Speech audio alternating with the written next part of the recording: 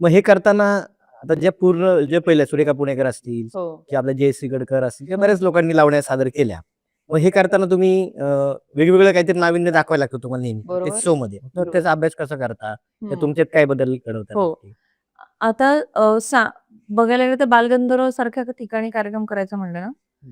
तर त्यांना शृंगारीच लावणे जास्त आवडतात. अच्छा. म्हणजे बसून ते आपल्याला ऑब्झर्व्ह करतात, बरोबर. की त्यांचं असं नसतं, जागेवरून हलणार पण नाही, इकडची नजर इकडे नाही. त्याच्यामुळे आमची जबाबदारी वाढते, की हो, हो. जर का तुम्हाला स्टेअर करतंय कोणीतरी सलग, तर हो. तुमचं देणं खूप तुम्हाला हां, हां. परफॉर्मन्स इतकं छान परफेक्ट द्यावं लागतं, बरोबर आहे. की तुमचा पदन्यास व्यवस्थित असावं लागतं. कारण की जाणकार बरोबर आहे. प्रेक्षक पुण्यामध्ये बघायला मिळतं. हो. मग त्यांच्या गाण्यांचा चॉईस एक वेगळा आहे. हं, हं. तुम्ही सोलापूर भागात गेलात तर त्यांना थोड्याशा धांगड-धिंग्यावाल्या लावण्या आवडतात. अच्छा. हां. तिकडचा तो वेगळाच आहे. बरोबर. किंवा अकलूज वगैरे भागात त्यांना पारंपरिकचा हां, त्या तिथे बैठकीच्या लावणी महोत्सव लावण्या किंवा होतात. जरा त्या टाईपमध्ये. हो, त्याच्यामुळे तिथला कलाकारांना जाणकार प्रेक्षक तिकडचा खूप आहे. त्याच्यामुळे बरोबर. तिकडे पारंपरिक चालतं. हं, हं, मग हं. आम्ही काय करतो, आता एक दौरा आखला तर सांगली, कोल्हापूर भाग आहे, पश्चिम महाराष्ट्र.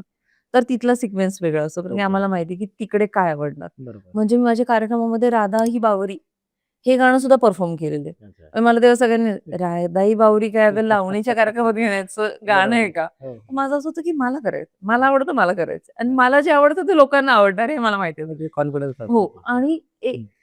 इतकं ते राधा बावरी गाण्याचं पण क्रेज झाली होती, की हं. ते गाणं एका कार्यक्रमात घेतलं गेलं नाही, की उशीर झाला होता. आमच्या नंतर नाटक होतं म्हणून आम्ही थोडं सिक्वेन्स आपण कट करत जातो वन्स मोर खूप झाले. तसं म्हणून आम्ही राधा बावरी कट केली. तर आम्ही कर्टन बंद केलेला. शो संपलेला. लोकांनी परत कर्टन उघडायला लावलं होतं आम्हाला. राधाई आणि बाबा. तेवढा एक परफॉर्मन्स करा म्हटले आणि मग आम्ही जातो. तोपर्यंत बरोबर. आम्ही जाणार नाही. आम्ही परत गेटअप केलं होतं. हं, ते हं. राधा बावरी गाणं केलं म्हणजे सोलापूर भागामध्ये. म्हणजे प्रेक्षक जसा आवड जशी प्रेक्षकांची आहे ना, तसा आमचा सिक्वेन्स बदलत जातो. असं नाही की मी हाच सिक्वेन्स इथे केला तर मी उद्या तिथे करेल.